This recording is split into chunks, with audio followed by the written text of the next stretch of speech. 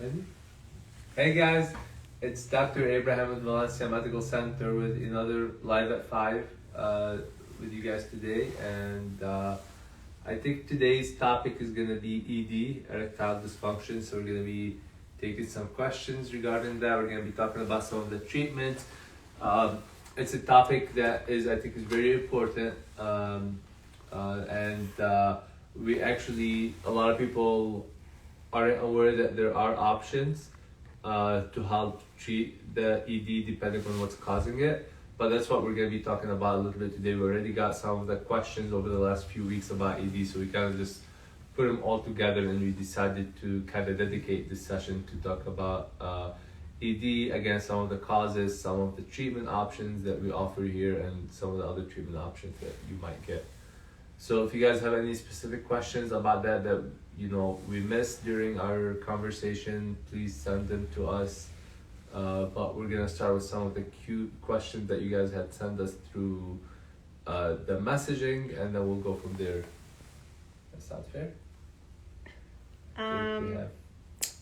What causes ED? Yeah, so we had multiple questions along the same line. So basically, what causes ED? And there's going to be a lot of different, it's actually it's a bit of a complex situation. It's not just one cause. It's not just one thing that causes ED, and that's why there are so many different treatment options. But there's a lot of physical issues. It could be psychological issues. It's often a combination of the two. There are certain medical conditions like heart disease, diabetes. These are two big ones. Peripheral or vascular disease in general can definitely play a role. Obviously there are certain lifestyle choices that we do that can affect someone's ability to maintain an erection. The two big ones are smoking. So too much cigarettes can cause it. Too much alcohol can also play a role in that. So it's not a one cause, one effect thing. It could be many different causes, depending on the person's medical history, person's age. And that's why it's important to kind of not always do a shotgun approach with ED, where you just, it's important to talk to your provider about your specific case, your specific history, medical history, age, all that stuff, all the stressors that are found in life. Sometimes we need to do a blood panel to see where the hormone levels are. For example, if someone's testosterone level is very low, that can definitely play a role in, and we're talking about ED, erectile dysfunction, but there are multiple other symptoms and other conditions that are associated, and they often come together. Things like just not having a libido in the first place, just decreased sexual function generally. So all of these things can play a role. And hormones, will play a role in males and females' sexual function. We're going to be focusing more about males in that in today's conversation, but there's a lot of similarities and a lot of cross too. So a lot of things might not be the exact same thing when we're talking about female sexual function, but there's definitely a lot of similarities and a lot of similar causes. What are the treatment options available here at Valencia Medical Center? Okay, so yeah, kind of just there's so many different causes, there's so many different treatments that are going to be tailored toward the cause. Hormone replacement therapy is definitely so when someone comes in, we'll talk, we'll take the person's history. We might want to do some labs depending on that person's age. A lot of times we find, especially in people who are a little bit older, and even people once they start to get in their 30s and 40s and 50s, which still can be very young, the testosterone levels tend to drop in many males. So that's one of the first places that we can check. And we do offer bioidentical hormone replacement therapy. So with hormone replacement therapy, we're doing exactly what, the title is, we're replacing hormones. So that's what the therapy is. And a lot of times people come in, one of the main symptoms that someone can see if their testosterone levels is low is, decreased sexual function, whether it's inability to maintain an erection or some of the other stuff that we've talked about, like the libido being low. So in that case, when we replace the testosterone, a lot of times we see a significant improvement in these symptoms. And I'll talk about some of the other treatments that we have. But the good thing about hormone, a lot of times people come in and they've already tried certain medications too, whether it's Cialis or Viagra or some of these medications, and most of the treatments that we do here are completely okay to use along with these medications.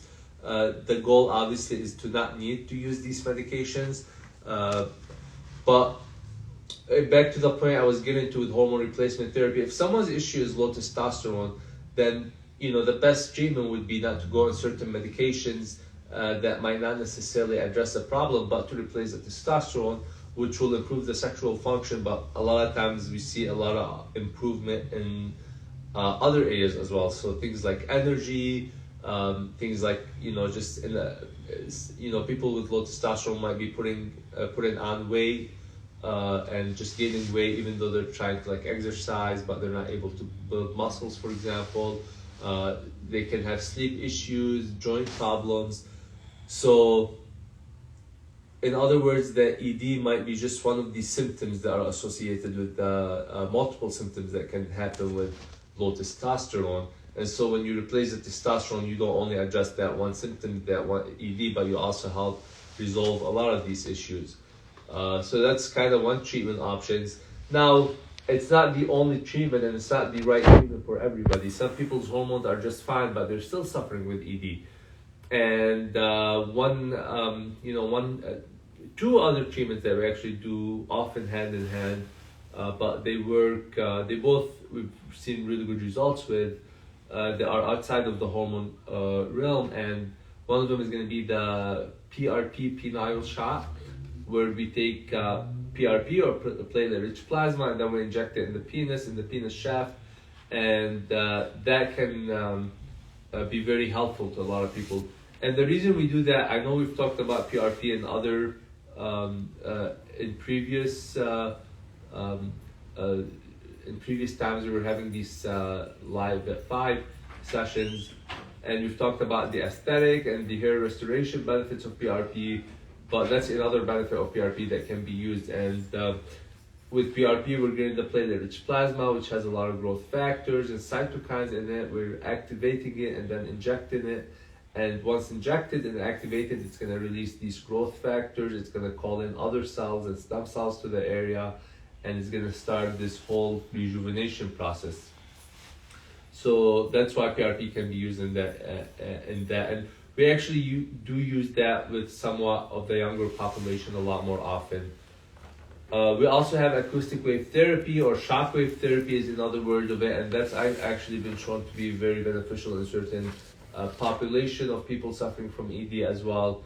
And with shock wave therapy, what we're doing is basically the machine is sending shock waves or acoustic waves, as the title suggests again, and that's breaking up fibrous tissue and calcification that can be impeding the blood flow. So to get an erection and to maintain strong erection, you need blood flow to the penis. If the blood flow isn't as good as it can be, or if something is impeding that blood flow, that can obviously affect the quality and of maintaining the erection. So by trying to free up the tissue, breaking up any fibrous tissue that's in between, that's blocking that blood flow, we can get stronger erection.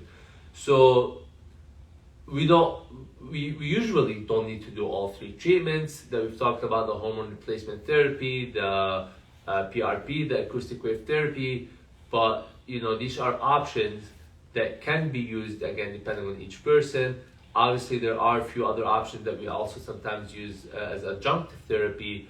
One we kind of talked a little bit about is medications, so things like Cialis, Viagra, and other medications can be used. We sometimes do combination treatments.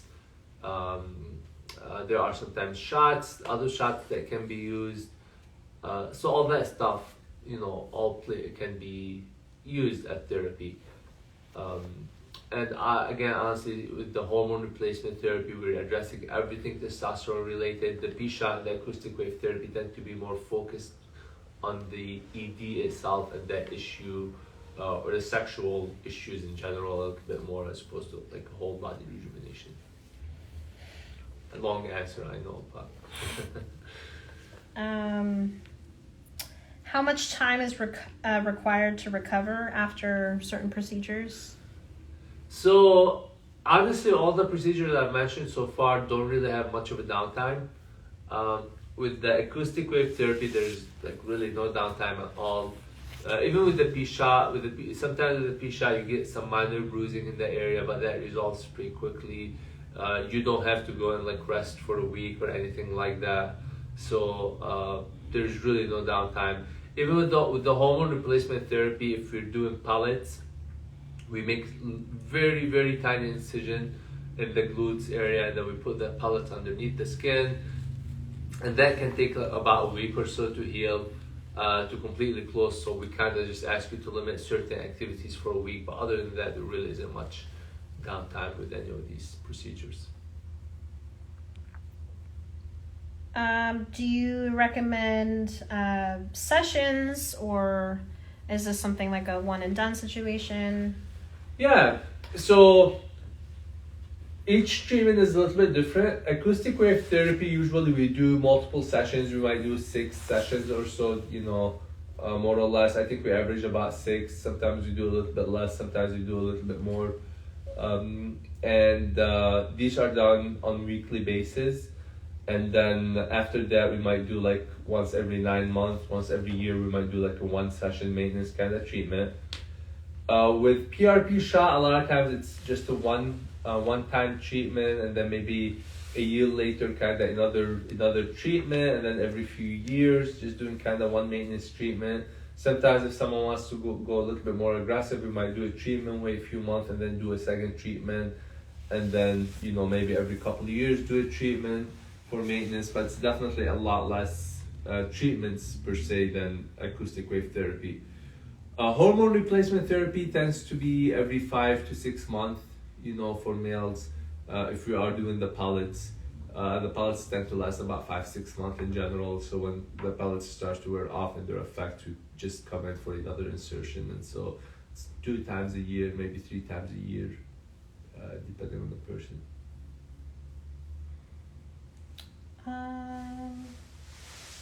Is there like a common age? Is ED sort of something that's normal as far as aging, or I don't know if you wanted to just give a bit more information.